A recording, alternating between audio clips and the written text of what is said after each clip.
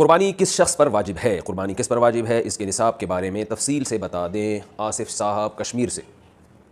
جناب آصف صاحب، قربانی کے نصاب میں 5 چیزیں دیکھی جائیں گی، 5، یہ خوب اچھی طرح دماغ میں بٹھا لیں۔ اور یہ 5 چیزیں کس دن دیکھی جائیں گی؟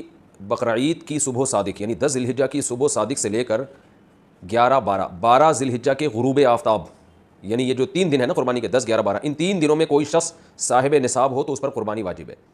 صاحب نصاب کا مطلب کیا ہے؟ یہاں پر قربانی پر خوب سمجھ لیں، سونا ہو کسی کے پاس، یا چاندی ہو، یا مال تجارت ہو۔ تجارتی مال کا مطلب وہ چیز جو بیچنے کی نیت سے خریدی ہو، کوئی پراپرٹی ہے بیچنے کے لیے خریدی، دکاندار کا جو جتنا سامان دکان میں پڑا ہوتا ہے سب بیچنے کے لیے خریدا ہوتا ہے، کوئی کپڑا آپ نے خریدا تھا، خریدتے ہوئے بیچنے کی نیت تھی، تو یہ تجارتی مال کہلاتا ہے۔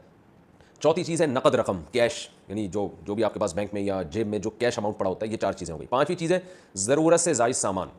ضرورت سے زائد سامان میں بہت تفصیل ہے، آسان اس کی ایک جو ہم اگر ضبط کر سکتے ہیں تو وہ چیز جو پورے سال بھی استعمال نہ ہوتی ہو، گھریلو چیزوں میں وہ چیزیں جو پورے سال بھی استعمال نہ ہوتی ہوں، جیسے کپڑے، کوئی یا برتن ہے، ڈنر سیٹ ہے، پورے سال استعمال نہیں آتا۔ اسی طرح کوئی پراپرٹی پڑی ہوئی ہے جو نہ کرائے پر دی ہے آپ نے اور نہ آپ اس میں رہتے ہیں، وہ پراپرٹی بھی ضرورت سے زائد میں داخل ہے۔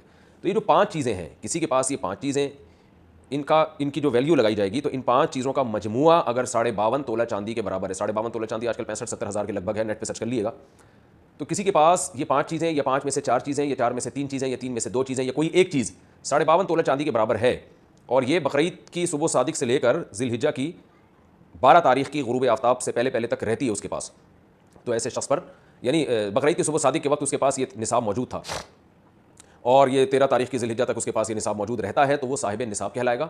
13 تاریخ نہیں، سوری 12 تاریخ، 10، 11، 12، 3 دن، تو وہ صاحب نصاب کہلائے گا اور اس پر قربانی واجب ہے، بشرطے کہ یہ جو 5 چیزیں یا 4 یا 3 یا 2 چیزیں میں نے بتائی ہیں، ان میں سے سب سے پہلے قرضہ مائنس کیا جائے گا، یعنی قرضہ مائنس کر کے 52.5 تولہ چاندی کے برابر بن رہا ہو۔ اسی طرح گیس بجلی کا بل جو ان کے اوپر لازم ہے وہ بھی اس میں سے، یا جو مہینے کا راشن آئے گا وہ بھی مائنس کیا جائے گا، جو گھر کا ضروری راشن ہوتا ہے نا وہ بھی مائنس کیا جائے گا۔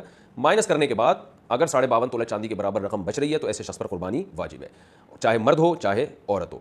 تو عورت کیسے قربانی کرے گی؟ سونا خواتین کے پاس بہت ہوتا ہے، چاندی ہوتی ہے، چاندی نہیں بھی ہو تو سونے کے نصاب جو ہے اس کے ساتھ اگر 1 روپیہ بھی ہے تو وہ بھی 52.5 تولہ چاندی کی قیمت دیکھی جائے گی اس میں بھی۔